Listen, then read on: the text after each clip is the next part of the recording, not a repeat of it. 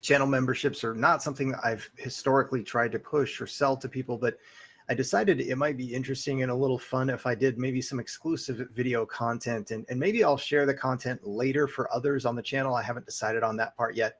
So let's just call this a test run. This is June 29th, 2024 as I record this one.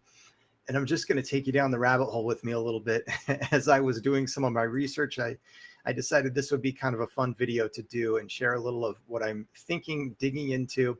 So let's start here. This is an old legal case with Dole Food Company. And the reason I looked this up is John Welborn, who's written extensively on naked shorting and fails to deliver, who's very well versed with these things, had talked about it. And so I pulled this up, and I'll do what I do on a typical video. I'll link these things in the description so you can check them out for yourself as well.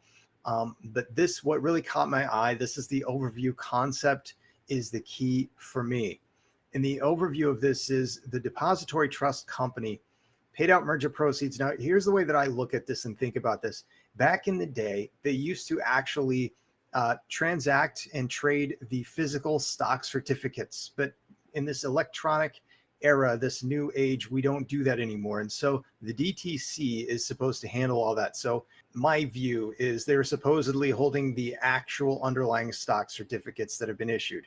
Here's the problem, and this is a wonderful example, which is why I wanted to share it, and I'm glad that John Welborn referenced it, is according to the centralized ledger for the depository trust company, they reflected almost 37 million outstanding shares for Dole Food Company. And more than 32 million of those shares changed hands in the 3 days before this merger closed. And this is why there was a class action suit, I think is what it was, brought in this case, because during the settlement claims process, stockholders submitted facially valid claims for over 49 million shares. That's over 12 million more than what the DTC was showing on their ledger. And they never really reconciled this. And so some money was given out additionally to the shareholders, but this was never accurately depicted.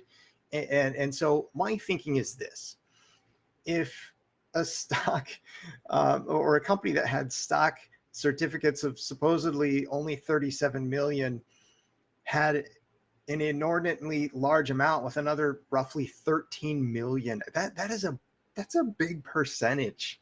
And so then if you start thinking about a company with a lot more shares outstanding like NIO, and then you think about the fact that NIO is traded across global markets and in Europe, and we're going to talk about Europe in just a second, because we're also going to talk about the minus 3x, the triple leverage negative, the short mechanism. And NIO is actually one of the top 5, it looks like, at least in one of the places where it's being traded over there in Europe.